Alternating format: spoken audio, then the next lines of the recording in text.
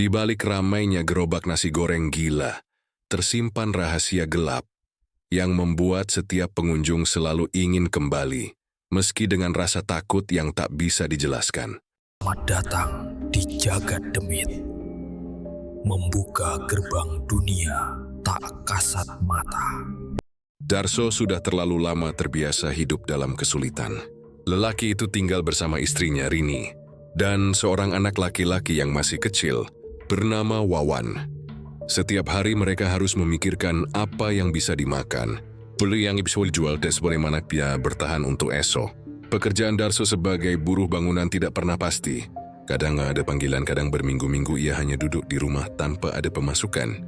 Di tengah rasa putus asa itulah ia memutuskan membuka usaha nasi goreng gila, sebuah ide yang ia dapat dari seorang teman lama yang dulu pernah sukses berdagang di kota. Dengan modal pas-pasan hasil menjual motor butut peninggalan almarhum ayahnya, Darso membeli sebuah gerobak bekas. Gerobak itu catnya sudah mengelupas, kaca depannya buram, dan wajan yang menempel di sisi kanan pun terlihat penyok. Namun bagi Darso, benda itu adalah harapan baru. Ia meminjam uang tambahan dari tetangganya untuk membeli bahan-bahan sederhana. Beras, minyak goreng, kecap, cabai, dan beberapa potong ayam beku. Malam itu ia duduk di depan rumah sambil menatap gerobak, mencoba meyakinkan dirinya sendiri bahwa ia masih punya kesempatan. Rini sempat menatapnya dengan khawatir.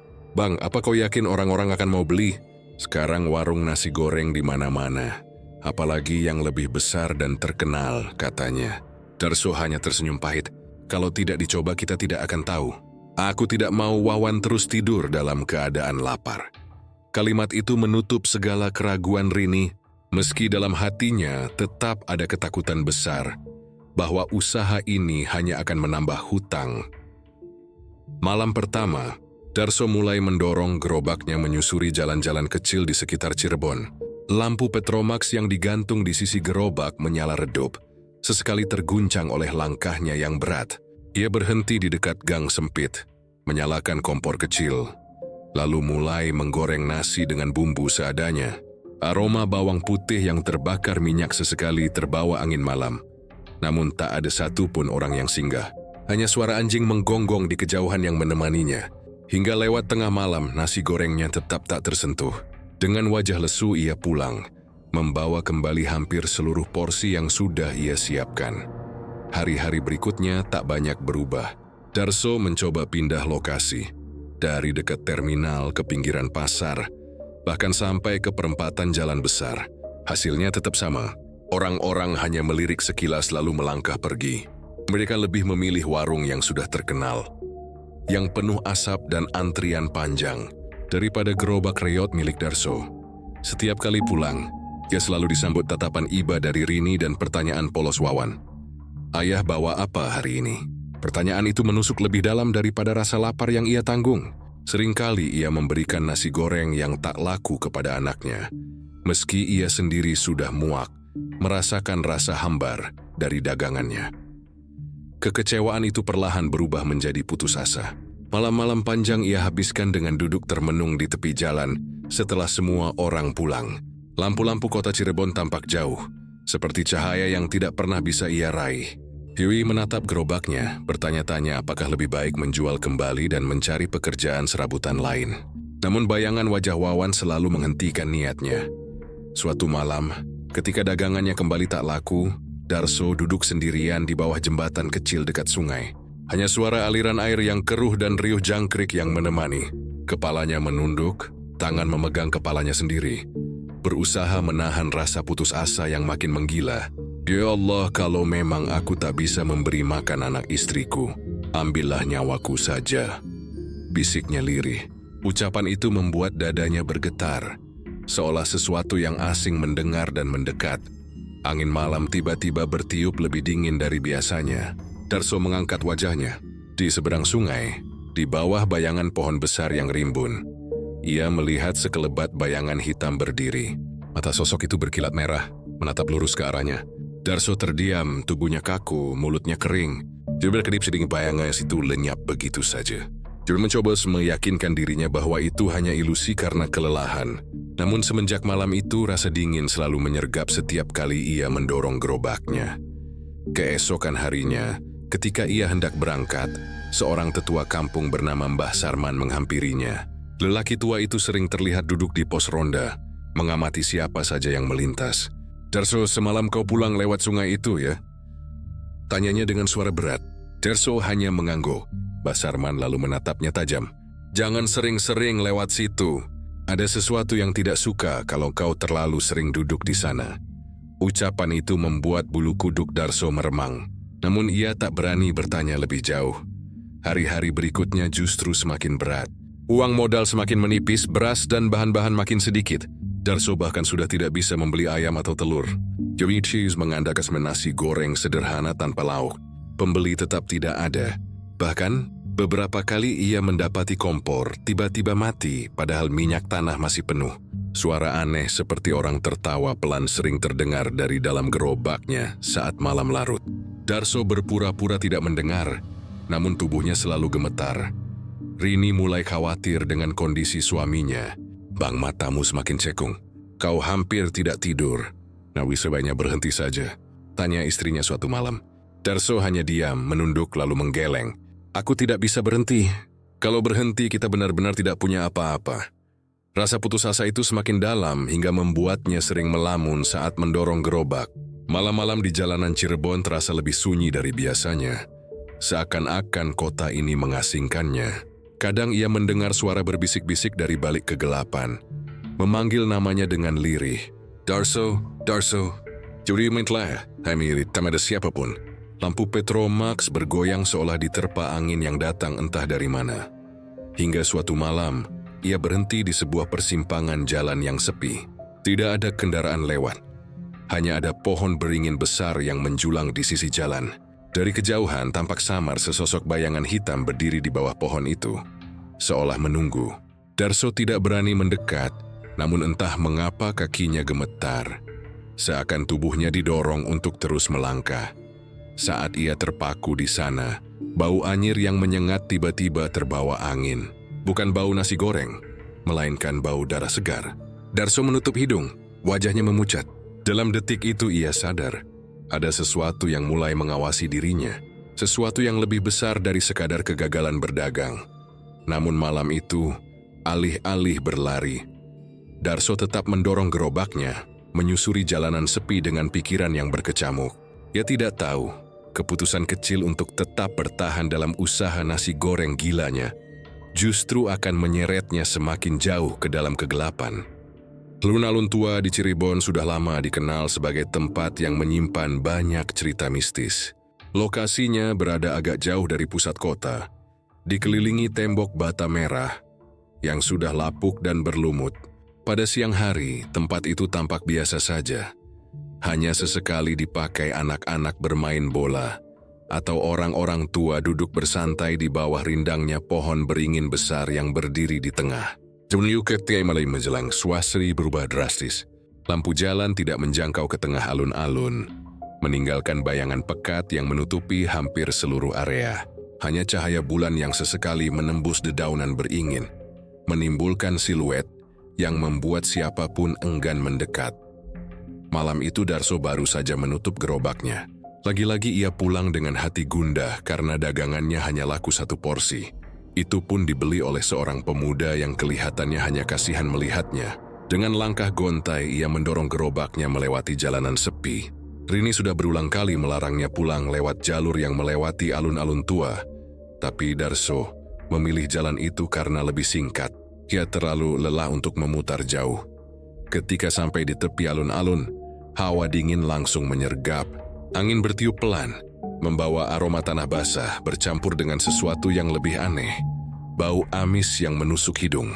Darso mengernyit, namun tetap melanjutkan langkah. Suara roda gerobak yang berdecit menjadi satu-satunya bunyi yang terdengar di antara keheningan itu. Sesekali ia menoleh ke kanan dan kiri, merasa ada mata yang mengawasi dari kegelapan. Tiba-tiba ia mendengar bisikan lirih.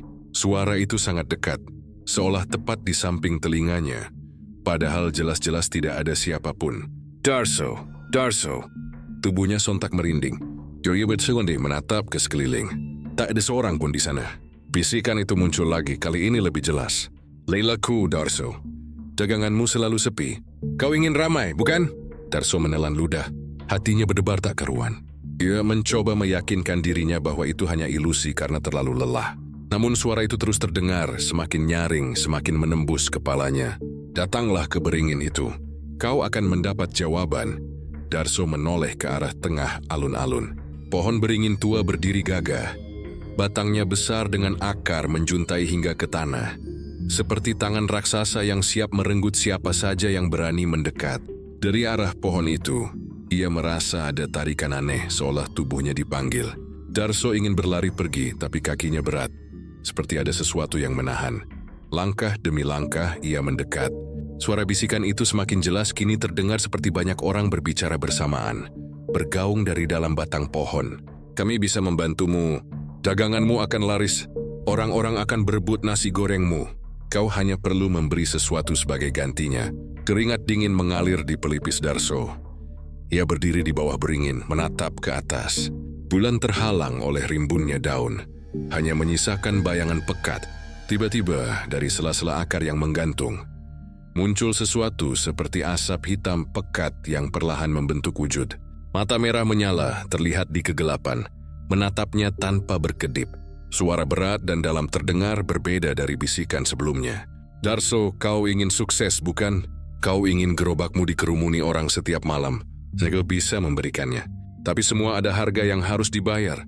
Darso gemetar hebat. Mulutnya kaku. Namun dari bibirnya meluncur kata-kata yang bahkan ia sendiri tak mengerti kenapa terucap. Apa yang harus kubayar? Sosok itu tertawa pelan, tawa yang membuat bulu kuduk berdiri. Hanya nyawa. Satu nyawa setiap waktu tertentu. Tak perlu repot, mereka akan datang sendiri kepadamu. Duduk di bangkumu memesan nasi gorengmu. Kau hanya perlu memberikannya padaku. Jantung Darso seakan berhenti. Joya mundur selangkah. Namun sosok hitam itu semakin menunduk ke arahnya. Seolah menyusup ke dalam pikirannya. Kau lelah, Darso. Kau ingin Wawan makan kenyang, ingin Rini tersenyum, bukan? Semua bisa terjadi hanya dengan sekali ucap. Kau hanya perlu berkata, aku setuju. Darso memejamkan mata. Keringat dingin mengalir di sekujur tubuh. Pikiran tentang Rini dan Wawan berkelebat. Wajah anaknya yang pucat karena sering lapar. Suara tangisan istrinya yang frustasi. Semua menghantam dadanya. Logikanya berteriak untuk menolak. Namun rasa putus asa membungkam. Suara Darso serak, nyaris tidak terdengar. Ia menunduk, mencoba menahan air mata. Aku setuju. Begitu kata itu meluncur, udara di sekitar pohon berubah drastis. Angin berputar kencang, daun beringin bergoyang liar meski langit tetap tenang. Asap hitam pekat menyelimuti batang pohon, lalu melingkari tubuh Darso. Dari dalam asap itu terdengar suara tawa bergema, panjang dan menakutkan. Kau sudah memilih, Darso. Mulai malam esok, gerobakmu tidak akan pernah sepi lagi. Tapi ingat, janji ini tidak bisa kau batalkan. Setiap bulan satu nyawa akan kuambil dari pembelimu. Jika kau mencoba melawan, keluargamu yang akan menjadi gantinya. Asap itu lalu menghilang, menyisakan Darso yang terduduk lemas di tanah. Dia menatap sekeliling, alun-alun kembali sunyi. Hanya suara jangkrik yang terdengar. Pohon beringin berdiri seperti semula, seolah tidak pernah terjadi apa-apa. Namun dada Darso masih bergemuruh, jantungnya nyaris pecah. Dengan sisa tenaga, ia mendorong gerobaknya meninggalkan tempat itu. Di sepanjang jalan pulang, telinganya masih mendengar bisikan samar. Kau sudah menjadi bagianku. Jangan pernah mencoba lari. Sampai di rumah, Rini terkejut melihat kondisi suaminya yang pucat pasi. Bang, kenapa? Kau sakit? Darso hanya menggeleng menutupi apa yang baru saja terjadi. Ia masuk ke dalam kamar, merebahkan diri sambil menatap langit-langit. Hatinya penuh rasa takut bercampur harapan. Jika benar yang dikatakan makhluk itu, besok segalanya akan berubah. Malam itu, Darso hampir tidak tidur. Joyanya menunggu, bertanya-tanya apakah perjanjian gelap itu benar atau hanya halusinasi. Namun jauh di lubuk hatinya, ia tahu. Ia sudah menyerahkan dirinya pada sesuatu yang tak bisa ia pahami. Dan sejak saat itu, hidupnya tidak akan pernah sama lagi. Malam itu udara di sekitar alun-alun tua begitu berat. Pohon beringin besar yang menaungi Darso seakan semakin membesar. cabangnya merunduk menutupi cahaya bulan. Akar-akarnya menjuntai seperti ular, yang siap membelit tubuh siapa saja yang berdiri di bawahnya. Darso berdiri kaku, tubuhnya gemetar. Sementara suara-suara aneh bergema di telinganya. Dari balik kabut hitam yang tiba-tiba muncul di bawah beringin, tampak sesosok makhluk perlahan menampakkan diri. Tinggi makhluk itu jauh melampaui manusia biasa, mungkin 3 kali lipat ukuran Darso. Tubuhnya kurus kering, kulitnya hitam legam dengan retakan-retakan seperti bara yang nyala merahnya muncul dari dalam. Kedua matanya menyala terang bagai bara api, menatap lurus ke arah Darso dengan tatapan yang mampu menembus isi kepalanya. Darso ingin berteriak tapi suaranya tercekat. Mulutnya hanya bergetar, tak ada suara keluar. Makhluk itu melangkah maju. Setiap kali kakinya menjejak tanah, terdengar bunyi berderak seperti kayu terbakar. Udara sekitar mendadak dipenuhi bau anyir darah bercampur belerang yang menusuk. Dari mulut makhluk itu keluar suara rendah, dalam, bergaung seperti berasal dari perut bumi. Darso, suaranya memanggil panjang, berat dan menyeramkan. Aku tahu penderitaanmu. Ku tahu lapar yang sering menimpa anakmu. Ku tahu air mata istrimu di setiap malam. Aku tahu segalanya. Tubuh Darso semakin bergetar. Dia mencoba mundur, namun seolah tanah menempel di kakinya. Makhluk itu mengangkat tangan kurusnya yang panjang dengan kuku runcing, lalu menunjuk Darso. Aku bisa membuat daganganmu ramai. Aku bisa membuat gerobakmu dipenuhi pembeli setiap malam. Orang-orang akan berebut nasi gorengmu. Kau tidak akan lagi kelaparan. Anakmu tidak akan lagi menangis di malam hari. Kau akan dihormati. Darso terdiam, hatinya bergejolak hebat. Kata-kata itu menusuk tepat di titik paling rapuh dalam dirinya. Selama ini ia hanya ingin menjadi seorang suami dan ayah yang bisa menafkahi keluarganya. Namun ada sesuatu dalam suara makhluk itu yang membuatnya takut lebih dari sekadar takut mati. Apa yang harus kubayar? Suara Darso akhirnya pecah, serak dan nyaris tak terdengar. Makhluk itu tersenyum, atau mungkin itulah yang bisa disebut senyum di wajah yang penuh retakan dan bara. Dari dalam dadanya keluar suara tawa bergema yang membuat bulu kuduk berdiri. Hanya tumbal, nyawa dari orang yang dengan sukarela membeli daganganmu. Aku tidak akan mengambil keluargamu selama kau memenuhi janjimu. Tumbal, Darso bergidik. Kata itu membuat dadanya sesak. Ya, satu jiwa setiap malam tertentu. Mereka akan datang sendiri padamu. Kau hanya perlu melayani mereka dengan nasi gorengmu. Selebihnya biar aku yang mengambilnya. Suara makhluk itu semakin dalam, menekan isi kepala Darso. Kau tidak perlu membunuh dengan tanganmu sendiri. Aku yang akan menjemput mereka. Kau hanya perlu setia pada janji. Darso memejamkan mata. Keringat dingin bercucuran di pelipisnya. Hatinya berperang antara rasa takut dan rasa putus asa. Bayangan wajah anaknya Wawan, yang sering terbangun tengah malam sambil memegang perut kosong, muncul jelas di benaknya. Lalu wajah Rini yang lelah menahan tangis. Semua itu mendorongnya pada jurang yang tidak pernah ia bayangkan. Makhluk itu semakin mendekat, menundukkan kepalanya hingga wajah hitam dengan mata merah itu hampir menempel pada wajah Darso. Suaranya berubah lirih, namun semakin menusuk. Hanya dengan sekali ucap, kau akan mendapatkan semua yang kau inginkan. Jengau pinciwel mengaskan. Ku setuju. Darso terengah-engah, tangannya gemetar, matanya berkaca-kaca. Dia berusaha mencari kata-kata, namun lidahnya keluh. Suara-suara dalam kepalanya berteriak. Sebagian menyuruhnya lari, sebagian lagi menyuruhnya menerima. Hingga akhirnya, dengan sisa kekuatan yang tersisa, Darso berbisik pelan, hampir tak terdengar. Aku setuju. Begitu kata itu keluar, seketika tanah di bawah beringin bergetar halus. Angin dingin berputar mengelilingi Darso, membuat daun-daun beterbangan. Dari dalam batang pohon beringin, terdengar suara jeritan panjang yang membuat telinga nyeri. Makhluk itu tertawa, kali ini lebih keras, menggema di seluruh alun-alun. Tepat sekali Darso. Mulai malam esok kau akan melihat gerobakmu penuh pembeli. Kau akan melihat bagaimana orang-orang rela mengantri hanya untuk mencicipi nasi gorengmu. Tapi ingat, janjimu tidak bisa dibatalkan. Setiap bulan 1 jiwa akan kuambil.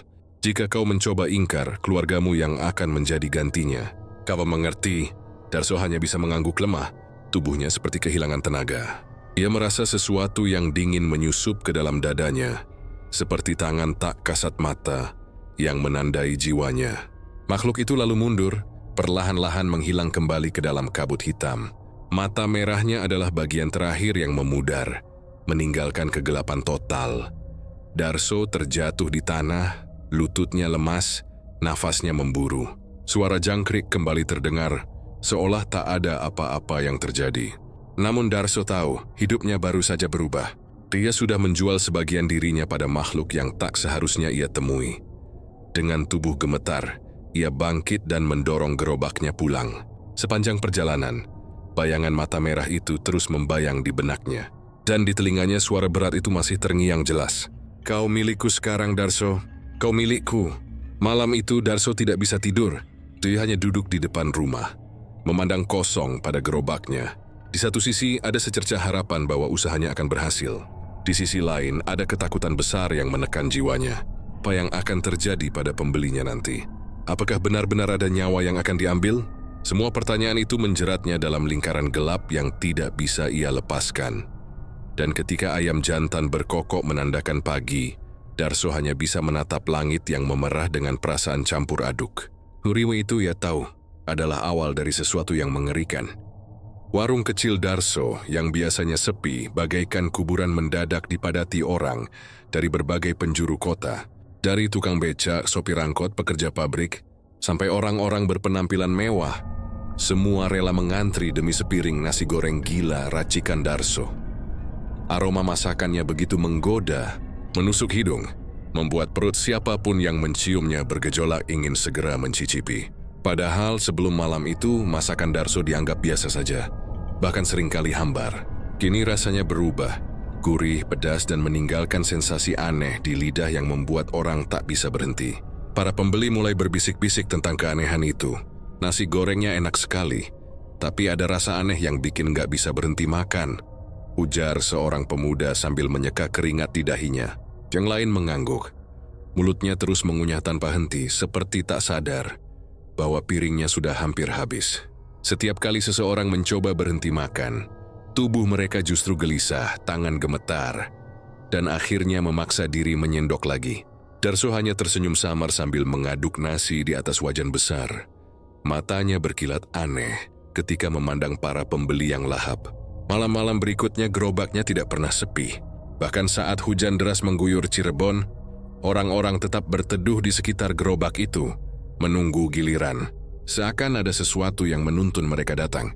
Mereka tak peduli basah kuyup, tak peduli jam berapa, yang penting bisa menikmati sepiring nasi goreng Darso.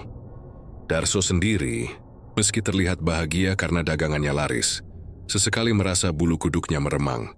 Setiap kali ada pembeli yang datang, ia bisa merasakan hawa dingin di belakang punggungnya. Dalam bayangannya, sosok tinggi besar bermata merah yang ia temui di bawah beringin tua itu selalu hadir, seolah mengawasi setiap piring nasi goreng yang disajikan. Keganjilan lain mulai terasa. Di antara kerumunan pembeli, ada wajah-wajah yang tidak dikenal tampak pucat, dengan mata kosong. Mereka ikut mengantri dan makan tanpa suara, lalu tiba-tiba menghilang begitu saja. Tidak ada yang memperhatikan, seolah hanya Darso yang menyadari keanehan itu. Kadang ketika ia mengangkat wajan, bayangan hitam besar tampak melintas di permukaan minyak panas, lalu lenyap begitu saja.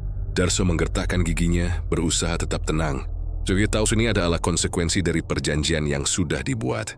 Namun kesuksesan yang mendadak ini menimbulkan pertanyaan dari warga sekitar. Kok bisa ya nasi gorengnya seenak itu padahal dulu biasa aja? Tanya seorang pedagang kopi yang gerobaknya tak jauh dari tempat Darso mangkal. Ada pula seorang ibu-ibu yang berbisik pada tetangganya. Saya lihat semalam, ada orang makan di situ, tapi waktu saya menoleh lagi, orangnya sudah hilang. Astaga, jangan-jangan desas-desus itu mulai menyebar. Tapi anehnya, bukannya membuat orang takut, justru semakin banyak yang penasaran dan ingin mencoba.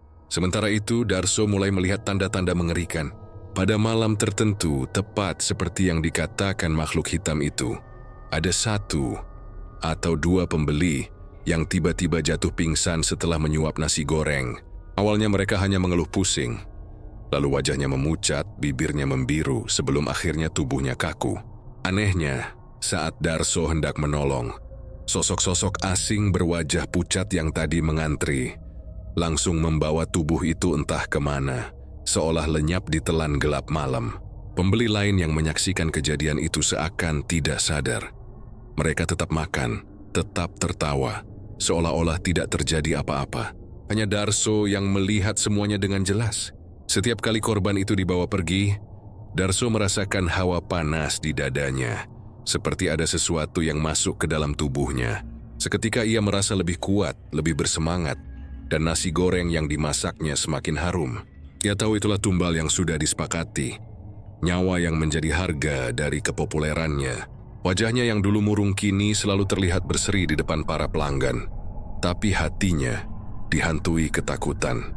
Ia sadar suatu saat jumlah tumbal akan semakin banyak, dan entah kapan giliran orang-orang yang dikenalnya ikut terseret ke dalam perjanjian itu.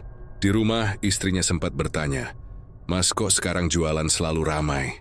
Dulu kan sepi banget. Kap, gak ada resep baru?" Darso hanya tersenyum kaku dan menjawab singkat, "Ya, mungkin rezeki lagi bagus." Tapi dalam batinnya, ia merasa ketakutan setiap kali melihat wajah istrinya dan anak-anaknya. Ada rasa ngeri jika suatu saat makhluk itu menagih lebih, bukan hanya dari orang asing, melainkan dari darah dagingnya sendiri. Malam demi malam, Darso semakin mahir menyembunyikan kegelisahannya. Tangannya cekatan mengaduk nasi, suaranya ramah menyapa pelanggan. Tapi di balik semua itu, setiap kali ada suara bisikan lirih di telinganya, tubuhnya langsung merinding. Bisikan itu selalu mengingatkan janji yang telah ia buat di bawah beringin tua. Janji yang kini mengikatnya lebih kuat daripada rantai besi. Yui Poli menikmati keuntungan, tapi ia tahu setiap kepulan asap dari wajan nasi gorengnya membawa aroma kematian. Dan sejak saat itu, Cirebon mengenal satu gerobak nasi goreng yang tak pernah sepi. Nasi goreng gila milik Darso. Orang-orang datang dengan antusias, tapi tanpa mereka sadari, sebagian dari mereka tak pernah pulang. Mereka menjadi bagian dari rahasia kelam yang terhidang dalam setiap suapan nasi goreng panas di piring sederhana itu. Malam itu hujan mengguyur Cirebon tanpa henti. Jalanan becek, air mengalir deras di selokan, dan suara petir sesekali menggelegar di langit. Namun anehnya, gerobak nasi goreng Darso tetap dipadati orang. Mereka datang dengan wajah pucat, basah kuyup, namun tak peduli. Beberapa bahkan berdiri di bawah hujan deras, menunggu giliran dengan tatapan kosong. Darso yang melihat itu sempat merasa ngeri. Tapi tangannya tetap mengaduk nasi di atas wajan besar yang menyala dengan api tinggi. Bau harum nasi goreng yang tak pernah padam justru semakin menusuk hidung, bercampur dengan aroma hujan yang dingin. Salah satu pelanggan setianya adalah seorang pria paruh baya bernama Kang Wawan, seorang tukang ojek yang hampir setiap malam nongkrong di dekat gerobaknya. Dia selalu memesan nasi goreng super pedas, lalu memakannya dengan lahap tanpa bicara banyak. Malam itu meski tubuhnya basah kuyup, ia tetap datang. "Biasa nasi goreng gila, pedas," ucapnya singkat. Matanya sayu seakan tak punya pilihan lain selain makan di sana. Darso hanya mengangguk, meski hatinya kembali digelayuti firasat buruk. Keesokan harinya warga geger. Kang Wawan ditemukan meninggal di rumah kontrakannya. Tubuhnya sudah membengkak, wajahnya lebam, dan dari mulutnya mengalir cairan kental berbau amis seperti nasi goreng basi. Bau itu begitu menyengat hingga tetangga sekitar tak kuat mendekat. Saat beberapa orang memberanikan diri membuka pintu, mereka mendapati meja kecil di dalam kamar penuh dengan sisa nasi goreng yang sudah berjamur. Anehnya, tidak ada yang tahu siapa yang membawakannya. Sebab malam sebelumnya, Kang Wawan terlihat hanya membawa sebungkus saja. Desas-desus pun menyebar. Ada yang bilang Kang Wawan kerasukan setan setelah makan nasi goreng Darso. Ada pula yang menduga ia terkena santet, namun beberapa orang yang sempat melihat mayatnya bersumpah bahwa mulutnya masih terus mengeluarkan aroma nasi goreng, meski tubuhnya sudah kaku. "Kayak ada sesuatu yang keluar terus dari perutnya," kata seorang tetangga sambil gemetar. Darso mendengar kabar itu dari salah satu pembelinya. Jantungnya langsung berdegup kencang. Ia tahu betul ini bukan kejadian biasa, melainkan tanda tumbal yang ditagih makhluk hitam itu. Sosok besar bermata merah seakan hadir di bayangannya, tersenyum puas. Malam itu, saat kembali ke gerobaknya, Darso merasakan bisikan itu lagi. "Satu sudah diambil, besok akan ada lagi." Bisikan itu lirih namun tajam, membuat Darso nyaris menjatuhkan sendok penggoreng dari tangannya. Namun yang lebih menyeramkan, meski kabar kematian Kang Wawan menyebar, gerobak Darso tidak pernah sepi. Justru semakin banyak orang yang berdatangan, entah karena penasaran, entah karena sudah terikat oleh rasa nasi goreng itu. Bahkan ada yang berkata, justru makin nagih, rasanya kayak makin enak sekarang. Darso hampir muntah mendengarnya, karena ia tahu rasa itu berasal dari nyawa yang sudah direnggut. Beberapa malam kemudian, kejadian serupa terulang. Seorang pemuda yang sering nongkrong di gerobaknya ditemukan meninggal di kosan dengan kondisi lebih mengerikan. Tubuhnya membiru, perutnya membengkak, dan ketika jasadnya dipindahkan, terdengar suara seperti nasi berjatuhan dari dalam tubuhnya. Warga yang melihat itu histeris, beberapa sampai jatuh pingsan. Namun anehnya, pihak berwajib yang datang seolah tidak melihat apa-apa. Mereka hanya mencatat kematian wajar akibat sakit. Darso mulai dilanda rasa takut yang semakin besar. Setiap malam, ia melihat ada 1 atau 2 pelanggan dengan wajah berbeda dari yang lain. Tatapan kosong, bibir pucat, seakan hanya menunggu giliran untuk dipilih menjadi tumbal. Darso bisa merasakan hawa dingin menusuk setiap kali orang-orang itu mendekat.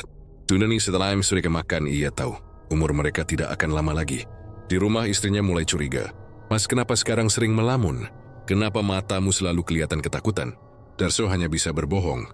Namun di dalam hatinya, ia sadar jalan yang ditempuhnya sudah terlalu jauh. Kesuksesan ini bukan lagi berkah melainkan kutukan. Setiap kali ia mendengar suara spatula beradu dengan wajan, ia seperti mendengar jeritan samar orang-orang yang menjadi korban. Cirebon pun mulai diguncang kabar menyeramkan. Orang-orang berbisik tentang nasi goreng Darso yang enak tapi membawa maut. Ada yang menantang diri sendiri untuk makan di sana. Ada pula yang berjanji tidak akan pernah mendekat. Namun tak peduli apa yang dikatakan orang, setiap malam gerobaknya tetap ramai. Seakan-akan ada kekuatan gaib yang menarik orang untuk datang. Sekalipun mereka tahu, bisa jadi itu adalah malam terakhir mereka. Darso berdiri di balik asap wajan yang pekat, hanya bisa menatap satu persatu wajah pelanggannya. Gelidi baus hidup siapa yang akan pulang dengan perut kenyang, dan siapa yang akan menjadi tumbal berikutnya. Yang pasti, ia tidak lagi punya kendali. Perjanjian itu telah mengikatnya, dan harga yang harus dibayar semakin jelas. Nasi gorengnya selalu laris, tapi setiap kepuasan yang dirasakan pembeli adalah langkah menuju kematian yang perlahan. Malam itu udara di sekitar gang tempat Darso tinggal terasa berbeda. Angin berhembus membawa aroma anyir yang menusuk, seperti darah segar yang bercampur dengan bumbu dapur. Para tetangga mulai resah. Salah satunya, seorang lelaki tua bernama Pak Rahmat. Beberapa kali mencium bau aneh itu setiap Darso pulang dini hari dan langsung masuk ke dapur rumahnya. Bau itu begitu kuat, seakan-akan ada penyembelihan hewan di dalam. Padahal tidak pernah terdengar suara apapun selain denting spatula dan desis api kompor. Pak Rahmat yang penasaran akhirnya memberanikan diri mengintip lewat celah jendela dapur Darso suatu malam. Juli menunggu saat gerobak Darso sudah tertutup, dan suara langkah kaki masuk ke dalam rumah terdengar. Dari celah kecil itu, ia melihat Darso membuka sebuah wadah besar berisi bumbu rahasia. Darso mengeluarkan sesuatu yang membuat bulu kuduk Pak Rahmat berdiri. Potongan daging berwarna merah gelap, bentuknya tidak beraturan. Ada yang menyerupai ruas jari, ada pula yang tampak seperti sobekan kulit. Darso menatap potongan itu dengan mata kosong sebelum memasukkannya ke dalam wajan yang sudah dipenuhi bumbu. Anehnya, begitu potongan itu menyentuh minyak panas, api tiba-tiba menyala tinggi, menyambar wajan, dan potongan daging itu lenyap begitu saja, bukan meleleh, bukan terbakar, melainkan hilang seperti ditelan api gaib. Sesaat kemudian, aroma nasi goreng harum menyeruak, menutupi bau anyir yang sebelumnya menusuk hidung. Pak Rahmat nyaris menjerit, namun ia buru-buru menutup mulutnya sendiri. Jantungnya berdegup kencang, keringat dingin mengucur deras di pelipisnya. Ia tidak sanggup lagi berdiri di situ. Tubuhnya gemetar hebat ketika kembali ke rumah, dan malam itu ia tidak bisa tidur. Dalam benaknya terbayang-bayang potongan daging itu. Ya Allah, jangan-jangan itu manusia. bisiknya dengan suara patah-patah. Keesokan harinya, beberapa tetangga lain mulai curiga. Mereka mengeluh bahwa setiap kali Darso memasak, bau amis bercampur harum nasi goreng tercium sampai keluar gang. Ibu-ibu menutup hidung dengan kain. Anak-anak kecil menangis tanpa sebab saat melewati depan rumah Darso. Namun, anehnya, tidak ada yang berani menegur. Semua hanya berbisik-bisik di belakang. Ada yang berkata, Darso mungkin pakai pesugihan. Nggak wajar kalau baunya kayak gitu. Yang lain menambahkan, kalau benar ada tumbal, bisa bahaya kalau kita ikut campur. Sementara itu, Darso semakin terlihat muram. Meski dagangannya selalu laris, ia mulai kehilangan ketenangan. Setiap kali ia memasak di dapur rahasia itu, bayangan sosok hitam bermata merah tampak duduk di pojokan, mengawasinya. Terkadang suara makhluk itu terdengar lirih. Masukkan, masukkan lebih banyak. Deribi harus terus mengalir. Darso merinding, namun tangannya selalu patuh. Ia tahu kalau ia menolak, bukan hanya usahanya yang akan hancur, tapi keluarganya juga bisa jadi tumbal. Malam berikutnya, Pak Rahmat kembali mencoba mengintip, kali ini dengan tekad lebih besar. Dia ingin memastikan apa yang dilihatnya malam sebelumnya bukan sekadar ilusi. Namun apa yang disaksikan justru lebih mengerikan. Darso terlihat mengeluarkan sebuah kantong plastik hitam besar dari bawah meja. Saat dibuka, terlihat jelas potongan daging berlumur darah. Pak Rahmat sempat melihat sesuatu yang menyerupai telapak tangan manusia dengan kuku yang masih utuh. Namun sebelum ia sempat menarik napas panjang, Darso tiba-tiba berhenti mengaduk wajan dan menoleh ke arah jendela. Tatapan matanya tajam, seakan tahu ada yang sedang mengintip. Pak Rahmat langsung mundur tergesa, jantungnya nyaris copot. Ia berlari pulang, menutup pintu rapat-rapat, dan malam itu tubuhnya menggigil tak henti. Dia sadar jika Darso benar-benar tahu dirinya melihat rahasia itu, mungkin nyawanya dalam bahaya. Esok harinya Pak Rahmat jatuh sakit mendadak. Tubuhnya lemas, bibirnya pucat, dan ia mengeluh setiap kali mencium bau masakan apapun. Perutnya langsung mual. Yang lebih aneh, ketika ia tertidur, ia bermimpi melihat Darso berdiri di dapurnya sendiri, memasak nasi goreng sambil meneteskan darah segar ke dalam wajan. Setiap kali mimpi itu muncul, Pak Rahmat terbangun dengan peluh bercucuran, dan hidungnya seolah masih mencium bau anyir yang sama. Sementara itu Darso terus berdagang seolah tidak terjadi apa-apa. Gerobaknya tetap ramai, nasi gorengnya tetap dicari banyak orang. Namun aroma amis itu kini semakin jelas bagi mereka yang tidak makan, seolah menjadi tanda peringatan. Sedangkan bagi yang sudah pernah mencicipi, bau itu tidak lagi terasa, karena mereka sudah terikat pada rasa nasi goreng Darso. Tak peduli apapun rahasia gelap di baliknya. Dan dari balik asap wajan yang mengepul, Darso tahu satu hal, ia sudah tak bisa mundur. Setiap kepulan api yang menelan potongan daging misterius itu adalah bukti bahwa ia bukan lagi sekadar pedagang nasi goreng, melainkan pelayan setia dari makhluk hitam yang haus darah. Malam-malam di sekitar gerobak nasi goreng Darso semakin mencekam. Meski selalu dipenuhi pembeli, ada suasana aneh yang menyelimutinya. Sebagian orang yang memiliki kepekaan gaib mulai merasa tidak nyaman. Salah satunya adalah seorang tukang becak tua bernama Pak Jaya, yang dikenal bisa merasa kehadiran makhluk tak kasat mata. Suatu malam saat ia sedang duduk menunggu pesanan nasi gorengnya, bulu kuduknya berdiri. Pandangannya terarah ke samping gerobak Darso, tepat di sisi wajan yang terus berasap. Di sana, samar-samar, ia melihat sosok besar menyerupai manusia. Seluruh tubuhnya hitam legam, seperti diselimuti asap pekat. Tubuhnya tinggi menjulang, jauh lebih besar dari manusia biasa. Dan matanya menyala merah bagai bara api. Sosok itu berdiri tegak, kepalanya menunduk sedikit, seakan memperhatikan setiap piring nasi goreng yang keluar dari tangan Darso. Pak Jaya menelan ludah, tubuhnya gemetar. Ia ingin berteriak, tapi tenggorokannya tercekat. Anehnya orang-orang di sekitar seolah tidak menyadari apa-apa. Mereka tetap tertawa, ngobrol, dan lahap menyantap nasi goreng di hadapan mereka. Ketika akhirnya pesanan Pak Jaya datang, ia menatap piring itu dengan takut. Dari sudut matanya, ia bisa melihat sosok hitam itu menoleh ke arahnya. Matanya menyorot tajam, seolah ingin memastikan ia memakan hidangan itu. Pak Jaya buru-buru berdiri, pura-pura batuk. lalu meninggalkan piringnya tanpa menyentuh sedikit pun. Malam itu ia pulang dengan tubuh menggigil, yakin bahwa apa yang dilihatnya bukan hal biasa. Kabar pun mulai beredar di kalangan orang-orang yang peka. Seorang pedagang kopi yang mangkal tak jauh dari gerobak Darso juga pernah bersumpah melihat bayangan hitam duduk di kursi kosong dekat gerobak. Padahal kursi itu jelas-jelas tidak ditempati manusia. Kadang kursi itu bergerak sedikit, seakan ada yang duduk berat di atasnya. Seorang anak kecil yang dibawa orang tuanya pun pernah tiba-tiba menangis histeris sambil menunjuk ke arah gerobak. Berulang kali berkata, "Ada orang besar." Matanya merah. Jangan. Darso sendiri tidak bisa lagi menutupi kebenaran.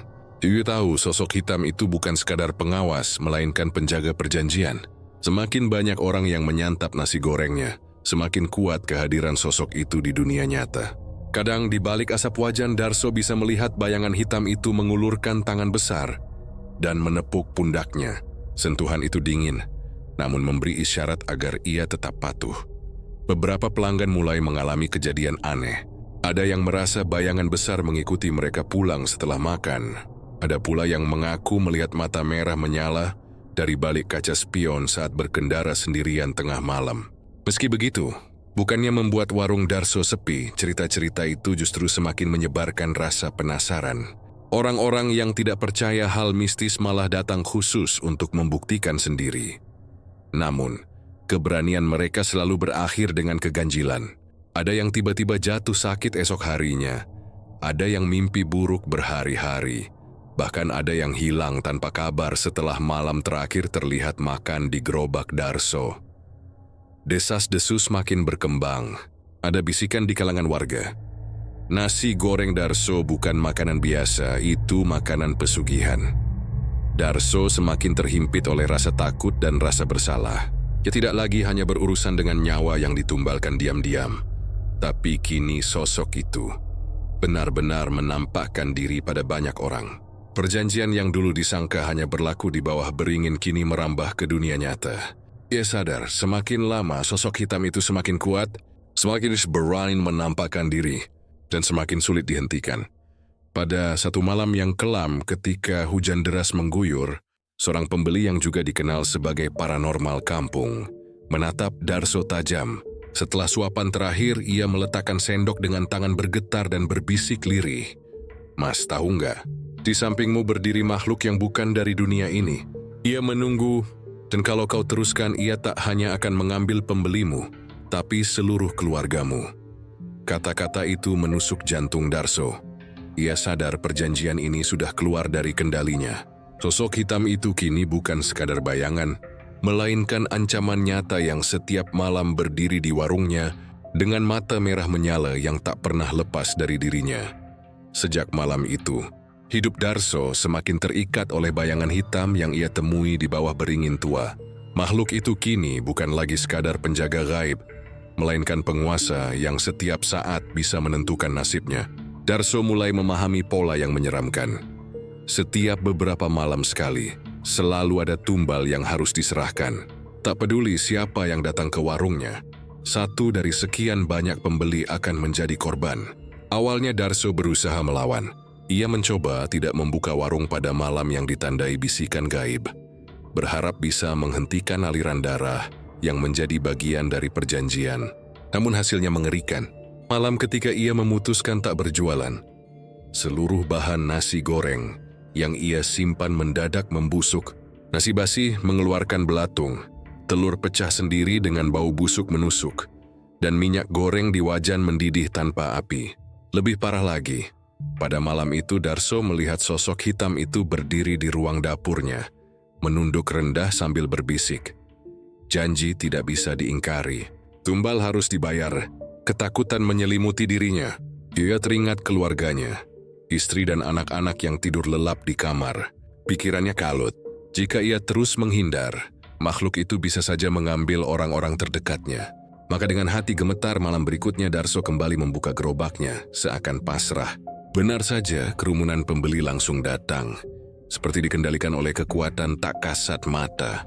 Dari wajah-wajah mereka, Darso tahu satu di antaranya akan dipilih menjadi korban.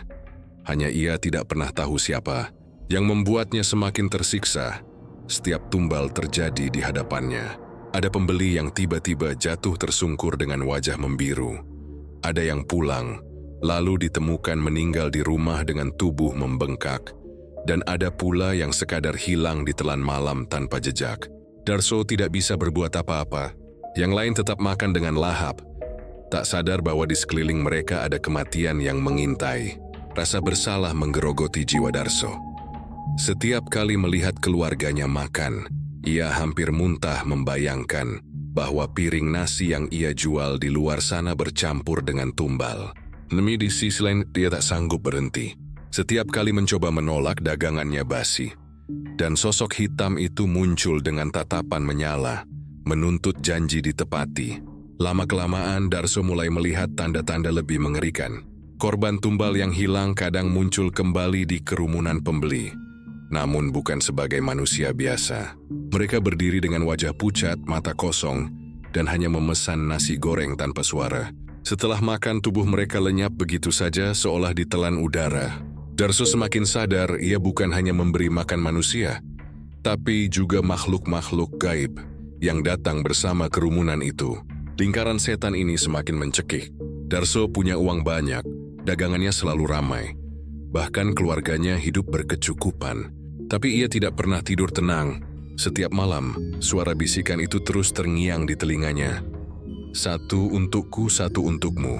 Ingat, tanpa tumbal, kau bukan siapa-siapa. Suatu malam, ketika Darso menatap deretan pembeli di depan gerobaknya, ia mendapati pandangan seorang anak kecil perempuan yang ikut mengantri bersama ibunya. Mata anak itu polos, penuh keinginan sederhana untuk makan. Darso merasa jantungnya berhenti sejenak. Joey tahu, jika makhluk itu memilihnya sebagai tumbal, ia tidak akan sanggup lagi bertahan. Namun meski hatinya memberontak, ia sadar perjanjian itu bukan sesuatu yang bisa dinegosiasikan. Darso pun hanya bisa berdiri di balik asap wajan. Tubuhnya gemetar, memandang para pelanggan yang satu persatu mengambil giliran. Ia tidak mau lagi berjualan demi rezeki, tapi demi menunda bencana yang lebih besar. Ia sudah terlalu dalam, dan tumbal tidak akan pernah berhenti. Kini setiap nasi goreng yang disajikan bukan lagi makanan, melainkan undian maut yang hanya diketahui oleh makhluk bermata merah yang selalu mengawasi. Malam itu udara terasa pekat, seakan langit menutup rapat seluruh jalanan kota. Darso yang biasanya sibuk melayani pembeli dengan wajah penuh senyum, malam itu tampak gelisah. Keringat dingin mengalir dari pelipisnya meski angin malam berhembus kencang. Ia sadar, hari itu adalah malam tumbal yang sudah dijanjikannya pada makhluk hitam penghuni beringin tua. Namun sejak sore tadi Darso sengaja menunda, mencoba menguji apakah makhluk itu benar-benar sekejam yang dikatakannya. Dalam pikirannya, mungkin sekali saja ia bisa lolos dari kewajiban menyerahkan jiwa pembeli dan tetap mempertahankan warungnya tanpa harus menanggung dosa lebih dalam. Sayangnya, keputusan itu menjadi awal dari malam paling kelam dalam hidupnya. Warung Darso malam itu ramai luar biasa. Kursi-kursi plastik penuh, tumpukan piring menanti untuk diisi nasi goreng panas yang mengepul. Aroma gurih menggoda setiap orang yang lewat, membuat mereka tak tahan untuk berhenti dan membeli. Namun di balik riuh suara pembeli, Darso merasa dadanya ditekan oleh sesuatu yang tak terlihat. Sesekali ia melirik ke arah bayangan hitam di sudut jalan. Tempat sosok makhluk itu biasa menampakkan diri. Sosok itu tidak tampak dan justru membuat Darso semakin resah. Tiba-tiba, ketika nasi goreng pertama malam itu dihidangkan, terdengar suara desis samar. Awalnya hanya seperti suara minyak panas di wajan. Namun semakin lama terdengar mirip suara ular yang merayap di perut-perut pembeli. Satu dua pelanggan mulai mengeluh mual. "Kok dada saya sesak ya, Mas?" ujar seorang bapak paruh baya dengan wajah pucat. Darso berusaha menenangkan. Mungkin kecapekan, Pak. Minum dulu." Biar reda. Namun baru beberapa menit berlalu, bapak itu jatuh tersungkur ke lantai. Tubuhnya kejang-kejang dengan mulut berbusa putih. Orang-orang menjerit. Beberapa hendak menolong, tapi belum sempat bergerak. Pelanggan lain yang sedang menyuap nasi goreng ikut menggeliat. Dari perut mereka terdengar suara mendesis nyaring, seperti belasan ular yang saling melilit. Bau amis menyengat menyeruak menusuk hidung semua orang. Salah seorang pemuda berlari keluar sambil memegangi perutnya. Namun di depan warung ia jatuh terkapar. Bola matanya mendelik dengan wajah kaku. Satu persatu pembeli ambruk. Ada yang tubuhnya membengkak cepat. Ada yang bibirnya membiru. Ada pula yang matanya melotot dengan urat leher menegang, seakan ada sesuatu yang mencekik dari dalam. Teriakan panik bercampur dengan suara sendok dan piring yang terjatuh, menciptakan suasana mencekam. Darso hanya berdiri terpaku, wajahnya pucat pasi. Dia tahu, semua ini adalah balasan karena ia terlambat memberi tumbal. Di tengah kekacauan, tiba-tiba lampu jalan di sekitar warung padam serentak. Gelap gulita menyelimuti, hanya menyisakan cahaya redup dari wajan panas yang masih menyala. Di dalam kegelapan itu, sesosok makhluk hitam tinggi besar muncul perlahan. Mata merahnya menyala, lebih terang dari sebelumnya. Nafasnya berat seperti hembusan api dari dalam gua. Darso gemetar, lututnya hampir tak kuat menopang tubuh. Darso, suara itu menggema berat dan berlapis, seakan keluar dari perut bumi. Kau berani melanggar janjiku? Kau pikir bisa menghindar dari tumbal yang seharusnya kubawa malam ini? Darso berlutut, tangannya bergetar. Tuan, ampunilah aku. Aku takut. Aku tak sanggup lagi. Makhluk itu mengeluarkan tawa serak yang membuat bulu kuduk berdiri. Berhenti. Kau pikir jalan yang sudah kau tempuh bisa dihentikan semudah menutup wajan? Tidak ada kata mundur, Darso. Kau sudah memilih jalur ini dan semua harus dibayar. Tiba-tiba, dari tubuh para korban yang masih kejang di lantai, muncul kabut tipis berwarna kehitaman. Kabut itu bergerak menuju makhluk hitam, terserap ke tubuhnya seperti asap ditelan api. Jeritan samar terdengar dari kabut itu, jeritan jiwa-jiwa yang menjadi tumbal malam itu. Darso terisah, menutup wajahnya dengan kedua tangan, namun tidak sanggup menghalangi suara mengerikan itu. Semua orang di sekitar warung yang masih hidup berlarian ketakutan. Beberapa berusaha kabur, tapi kegelapan seakan menutup jalan keluar. Di mata mereka, bayangan hitam itu membesar, menjulang setinggi pohon menutupi langit malam. Tak ada seorang pun yang berani mendekat, apalagi menolong. Mulai malam ini, Darso, makhluk itu melanjutkan dengan suara bergemuruh. Bukan hanya satu tumbal yang harus kau serahkan. Kau telah melanggar janji, maka tumbalmu harus lebih banyak. Setiap kali kau menyalakan api di wajanmu, nyawa manusia akan terhisap. Kau tak bisa menghentikannya. Kau hanyalah alat, Darso meraung histeris. Dia merasa terjebak dalam belenggu tanpa pintu keluar. Ia menatap warungnya sendiri, yang kini penuh mayat dan tubuh tak bernyawa, berubah menjadi ladang kematian. Di tengah jeritannya, api kompor tiba-tiba menyala besar, menjilat tinggi ke udara, menerangi wajah makhluk hitam itu yang menyeramkan. Kulit legam, gigi panjang runcing, dan tangan dengan kuku seperti belati. Dalam cahaya api itu, Darso sadar, semua yang ia perjuangkan demi keberhasilan hanyalah jalan menuju kehancuran. Ia ingin berlari, tapi kakinya seakan terikat. Ia ingin berteriak minta tolong, tapi suaranya tercekat. Malam itu, kabar tentang warung Darso tersebar cepat. Warga yang datang kemudian hanya menemukan bangku kosong, piring berserakan, dan bau amis yang menyesakkan. Tak ada Darso, tak ada jasad pelanggan, hanya kegelapan yang menyelimuti seolah-olah semua itu ditelan bumi. Namun sejak kejadian itu, orang-orang sering mendengar suara sendok beradu wajan di tengah malam dari arah jalan kosong tempat Darso biasa berjualan. Beberapa orang bersumpah masih melihat gerobaknya berdiri di sana, dengan seorang pria berwajah pucat melayani pembeli, ditemani bayangan hitam bermata merah yang tak pernah pergi. Warung itu telah menjadi kutukan, dan Darso tak lagi manusia sepenuhnya. Ia hanyalah penjual yang terikat perjanjian, selamanya melayani nafsu makhluk gaib, hingga seluruh kota menjadi ladang tumbalnya. Gerobak Darso akhirnya ditemukan oleh warga beberapa hari setelah malam kelam itu. Keadaannya terbalik di tepi jalan, roda-rodanya patah, kayu lapuknya hangus sebagian seperti tersambar api, dan wajan hitam legam tergeletak di sampingnya. Orang-orang yang menemukan gerobak itu ketakutan. Sebagian berpendapat Darso sudah lari. Sebagian lagi yakin ia telah dimakan oleh makhluk gaib yang dulu menemaninya. Namun yang membuat warga semakin resah adalah aroma nasi goreng yang masih terasa menyengat di sekitar tempat itu. Padahal tidak ada api, tidak ada bahan makanan, dan tidak ada seorang pun yang memasak. Bau itu muncul tiba-tiba, lalu hilang, lalu muncul lagi, terutama saat tengah malam menjelang dini hari. Mula-mula warga memilih menghindari lokasi tersebut. Anak-anak dilarang melintas di malam hari. Bahkan para pengemudi becak dan ojek yang biasa melewati jalan itu lebih memilih memutar lebih jauh. Tetapi sebagaimana kisah-kisah angker lainnya, rasa penasaran selalu menjadi pintu yang membuka tragedi baru.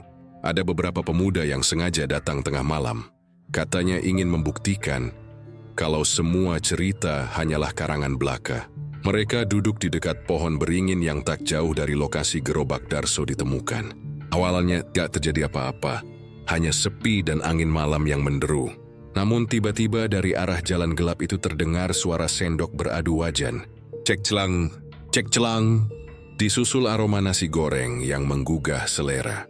Para pemuda itu saling berpandangan, wajah mereka menegang. Tapi rasa ingin tahu membuat salah satu dari mereka berdiri dan berjalan perlahan mendekati suara itu. Dan benar saja, di sana tampak gerobak Darso berdiri utuh, seakan tak pernah rusak. Api kompor menyala biru, wajan berasap, dan sosok Darso berdiri di balik gerobak, wajahnya pucat pasi, matanya sayu, tapi bibirnya tersenyum menyeringai.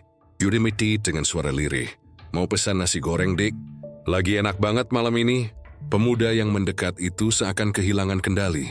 Meski teman-temannya berteriak agar ia kembali, tubuhnya melangkah sendiri ke depan gerobak, juga duduk di kursi plastik yang entah dari mana munculnya. Lalu nasi goreng hangat sudah terhidang di hadapannya. Tangannya bergerak otomatis menyuap, dan setiap suapan membuat matanya semakin kosong. Teman-temannya yang ketakutan mencoba menariknya. Namun seketika kursi itu kosong. Pemuda itu lenyap, hanya meninggalkan piring yang masih mengepulkan asap dan bau amis yang membuat perut mual. Kejadian itu menjadi peringatan keras. Tetapi anehnya, kisah itu tidak membuat orang berhenti penasaran. Malam-malam berikutnya, beberapa orang lain mencoba datang. Ada yang nekat membeli, ada pula yang hanya menonton dari jauh. Namun nasib mereka sama, yang berani duduk di depan gerobak Darso tak pernah kembali. Ada yang hilang begitu saja di depan mata. Ada pula yang ditemukan beberapa hari kemudian di parit-parit kota dengan tubuh bengkak dan mulut penuh nasi goreng busuk. Cerita tentang warung terlarang Darso semakin meluas. Orang-orang menyebutnya nasi goreng gila atau nasi goreng tumbal. Makanan yang hanya muncul bagi mereka yang berani menghadapinya. Beberapa orang pintar mencoba menelusuri asal kutukan itu. Mereka berkata bahwa gerobak Darso bukan lagi sekadar benda, melainkan wadah bagi makhluk gaib hitam yang dulu membuat perjanjian dengannya. Selama ada orang yang berani datang, selama ada orang yang tergoda aroma nasi goreng itu, maka makhluk tersebut akan terus mendapat tumbal. Pemerintah setempat pernah mencoba memindahkan gerobak itu. Sebuah truk didatangkan. Beberapa orang pekerja diminta mengangkutnya ke tempat pembuangan. Namun setiap kali diangkat gerobak itu menjadi sangat berat, seakan terikat oleh akar tak kasat mata. Ketika akhirnya berhasil dimasukkan ke truk, kendaraan itu mogok tanpa sebab. Bannya pecah dan muatan kembali terguling. Pekerja yang paling dekat dengan gerobak jatuh pingsan, dan saat siuman, matanya kosong hanya bisa berbisik berulang kali. Aromanya enak sekali. Jadinya silakan ada suris kenal beranan menyentuh lagi. Gerobak itu dibiarkan di tempatnya, menjadi tanda kutukan yang tak bisa dipindahkan. Warga hanya bisa menutup jalan itu dengan pagar kayu dan menancapkan papan bertuliskan dilarang melintas setelah maghrib. Namun tetap saja, aroma nasi goreng itu kadang menyusup melewati celah pagar, menggoda siapapun yang lewat untuk berhenti. Cerita-cerita seram pun lahir. Ada sopir truk yang bersumpah melihat bayangan hitam duduk di bangku warung sambil menyuap nasi goreng dengan tangan besar dan kuku panjang. Ada tukang ojek yang melihat api biru menyala-nyala di dalam wajan tanpa ada yang memasak. Ada juga seorang ibu yang mengaku anaknya hilang setelah mencium bau nasi goreng ketika bermain petak umpet di dekat pagar larangan. Hingga kini, alun-alun tua itu menjadi tempat yang dihindari. Warung Darso telah menjadi warung terlarang. Bukan lagi sekadar cerita hantu, tapi nyata menelan korban. Bagi sebagian orang, mungkin hanya legenda urban yang dilebih-lebihkan. Namun bagi mereka yang kehilangan kerabat, itu adalah bukti kutukan yang tak terhapuskan. Dan setiap kali malam tiba, terutama malam Jumat Kliwon, orang-orang bersumpah masih terdengar suara khas wajan beradu sendok, diiringi bisikan lirih seorang penjual yang menawarkan nasi goreng. Panas, enak sekali. Mau coba, adik? Siapapun yang tergoda tak akan pernah kembali. Dendarso yang dulu hanya seorang penjual nasi goreng keliling, kini telah menjadi abdi abadi makhluk gaib, menjaga warung terlarang yang akan tetap berdiri selama masih ada manusia yang lapar, serakah, dan penasaran.